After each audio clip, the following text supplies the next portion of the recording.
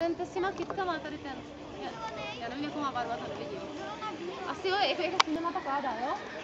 Tak ten objedeš a pak před tou osmičkou ještě najedeš na tu pětku, jo? Ale já bych radši objela všechno. Neoběž to na čas. To je zbytečný. Jenže já to neutočím. Když se to nepovede, tak ho to objedeš, ale zkus to, probá, jo? Tak dívej se ještě jednou.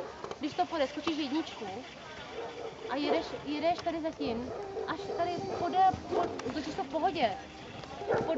Podle toho té trávy doprava, na vnější vytěži pořád to drž. Na vnější vytěži, jo? A srovnáš to.